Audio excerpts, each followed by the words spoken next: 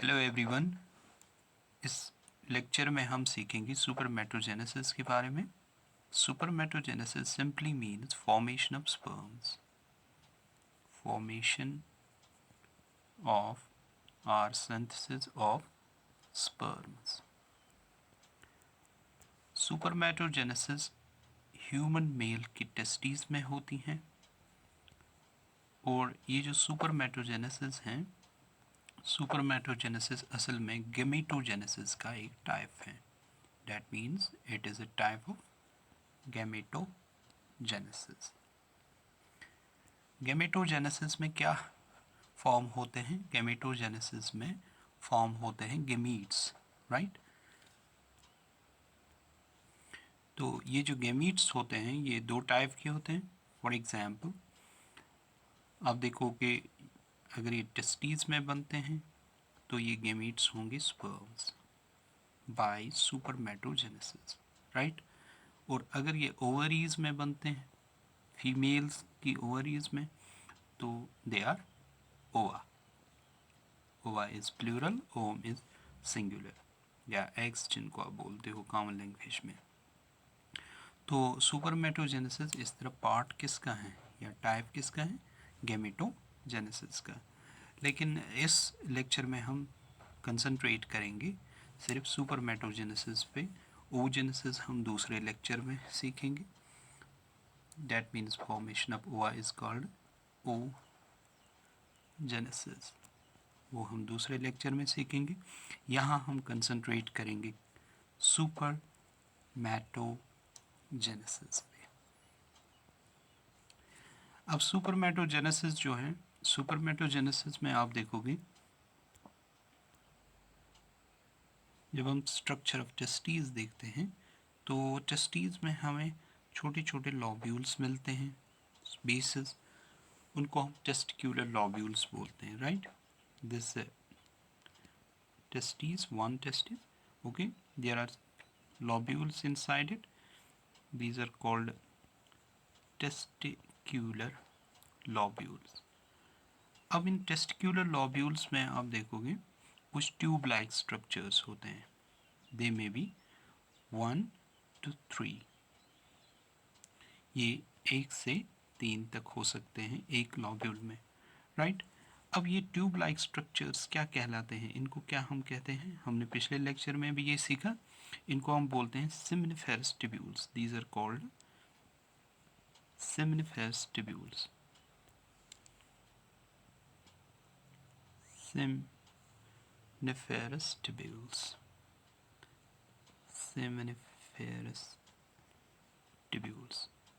अब ये सिम्निफेरस ट्यूब्यूल्स जो होते हैं इन्हीं में ये सुपरमेटोजेनेसिस होती हैं। जब हम एक सेमिनिफेर, फॉर एग्जांपल ये हमारे पास एक सेमिनिफेरस ट्यूब्यूल है, अगर हम इसका क्रॉस सेक्शन देखेंगे, इसको ऐसे कट करेंगे तो क्रॉस सेक्शन में हमें ऐसे दो टाइप की सेल्स इसमें दिखेंगी। एक छोटी छोटी सेल्स, ओके, और कुछ बड़ी सेल्स, फिर छोटी सेल्स। तो ये टोटल हमारे पास होता है दो टाइप के सेल्स। इसको हम बोलते हैं germinal epithelium. It's called germinal epithelium. ये जो सेल्स की लाइनिंग है अंदर से, व्हाट्स इट?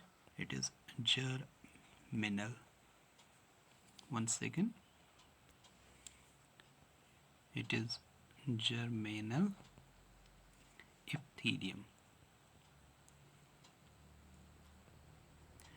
तो जर्मिनल इप्थीलियम में हमने दो टाइप की सेल्स देखी।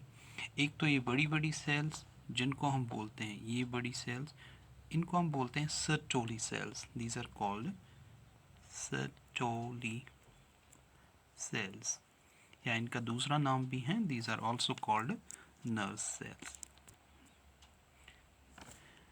लेकिन ये जो छोटी छोटी सेल्स आपको नज़र आती हैं, these are responsible for spermatogenesis. इन छोटी सेल्स को हम बोलते हैं spermatogonia. These are सुपरमेटोगोनिया।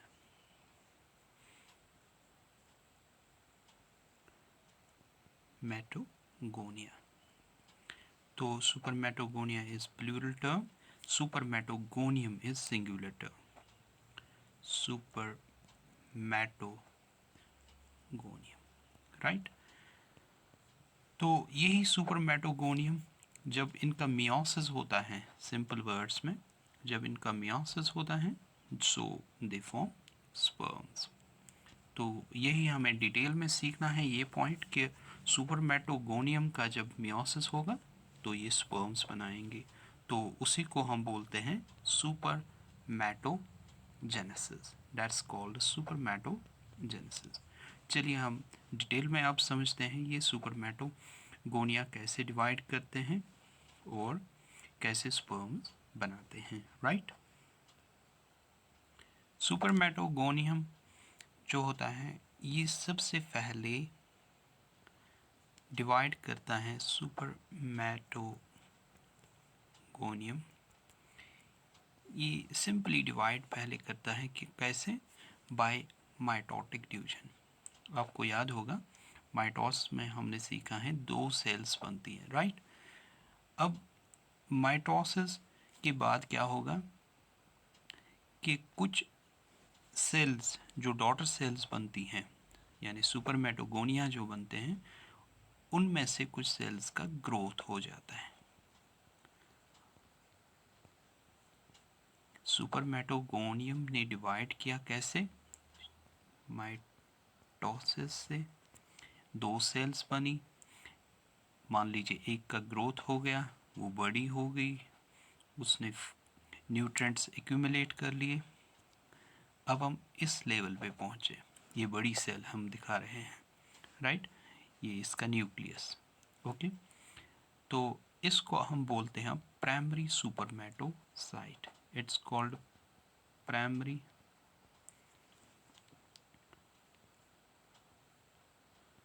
सुपरमेटोसाइट, CYTE. Okay. तो प्राइमरी सुपरमेटोसाइट जो आपने देखा, इट इज़ डिफरेंट. किससे ये डिफरेंट है? इट इज़ डिफरेंट फ्रॉम सुपरमेटोगोनियम, क्योंकि ये बहुत बड़ी है. तो इसी प्राइमरी सुपरमेटोसाइट का अब डिवीजन होगा. कौन सा डिवीजन होगा? अब मियोसिस. जब इसका मियोसिस स्टार्ट होगा तो सबसे पहले आपको याद होगा कि पहले मियोसिस फर्स्ट होता है. Meiosis first, 1 second. तो मियोसिस फर्स्ट से ये जो प्राइमरी सुपरमेटोसाइट हमारे पास था, ये डिवाइड होगा 2 सेल्स में. प्राइमरी सुपरमेटोसाइट जब 2 सेल्स में डिवाइड हो गया तो उन 2 सेल्स को हम बोलते हैं secondary spermatocytes. These are secondary spermatocytes. Right. हमारे पास एक प्राइमरी सुपरमेटोसाइट था, उसमें मियोसिस फर्स्ट हो गया तो 2 सेकेंडरी सुपरमेटोसाइट्स बन गई. अब ये जो सेकेंडरी सुपरमेटोसाइट्स हैं हमारे पास, ये डिवाइड होती हैं मियोसिस सेकेंड से. राइट. तो जब ये मियोसिस सेकेंड से डिवाइड होंगी तो हमारे पास टोटल कितनी सेल्स बनेंगी? ये सेल डिवाइड, एक सेकेंडरी सुपरमेटोसाइट डिवाइड करेगा तो 2 सेल्स बनेंगी. ये दूसरा भी डिवाइड करेगा तो और 2 सेल्स बनेंगी. जिस तरह आपको मालूम है कि मियोसिस में 4 सेल्स बनती हैं. राइट. तो हम देखते हैं कि फाइनली हमारे पास 4 सेल्स बन गई एक प्राइमरी सुपरमेटोसाइट की डिवाइड करने से. ये हमारे पास प्राइमरी सुपरमेटोसाइट था, अब इसने डिवाइड किया, सेकेंडरी सुपरमेटोसाइट्स बन गई, उन्होंने डिवाइड किया तो क्या बन गया? छोटी छोटी 4 सेल्स. क्या बोलते हैं इन 4 सेल्स को हम? These are called spermatids. सुपरमैटिड्स.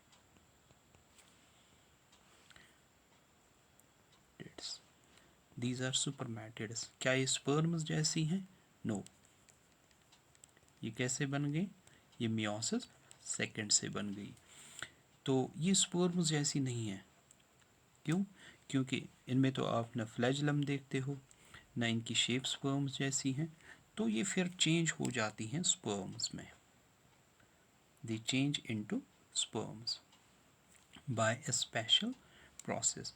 तो ये स्पर्म्स में चेंज हो जाएंगी, इनमें फ्लैजलम आ जाएगा, इनमें बहुत सारी डिफ्रेंसिएशन चेंज होगी, तो ये 4 स्पर्म्स बनाएंगी। लेकिन जब सुपरमेटिड्स चेंज होती हैं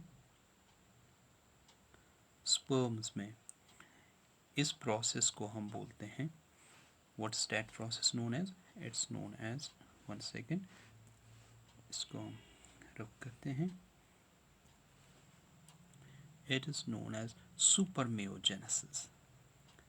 Supermeiogenesis। अच्छा, वो सुपरमेटोजेनेसिस था, ये टर्म्स आप कंफ्यूज न कीजिएगा। It is spermiogenesis. When spermatids change into sperms, it is spermiogenesis. तो सुपरमियोजेनेसिस के थ्रू ये सुपरमेटिड्स चेंज हो जाते हैं फिर स्पर्म्स में। क्योंकि टेस्टीज में बहुत सारे सुपरमेटोगोनिया होते हैं, वो प्राइमरी सुपरमेटोसाइट्स बनाते हैं, और फिर वो सेकेंडरी सुपरमेटोसाइट्स बनाते हैं।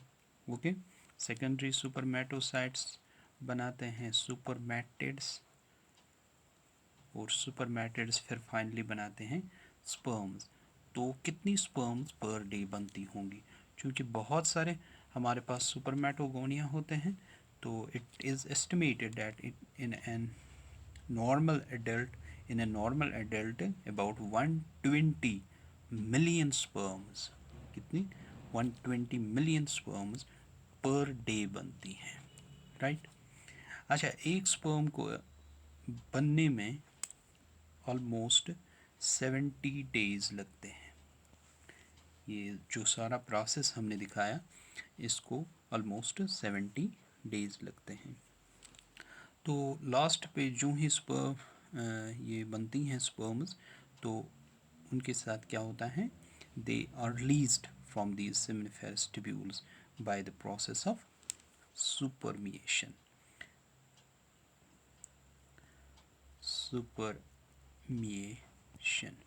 सुपरमेशन क्या है? Spermiation after this spermatogenesis, sperm जो हेड्स होते हैं, स्पर्म के जो हेड्स होते हैं, दे गेट एम्बेडेड वेयर, आपने अभी देखा वहाँ सर्टोली सेल्स भी थी, तो they get embedded in these Sertoli cells, right. तो सर्टोली सेल्स इनमें चेंजेस लाती हैं एंड आर फाइनली रिलीज्ड, तो फिर ये रिलीज हो जाते हैं from the seminiferous tubules, and their release is known as spermiation. इसी को हम बोलते हैं सुपरमिएशन, राइट। तो दिस वाज अबाउट सुपरमेटोजेनेसिस। इसके बाद इसका दूसरा पार्ट है, that is hormonal control. Hormonal control of spermatogenesis. तो कौन कौन से हार्मोन्स इन्वॉल्व होते हैं सुपरमेटोजेनेसिस में, वो हम अगले वीडियो में सीखेंगे।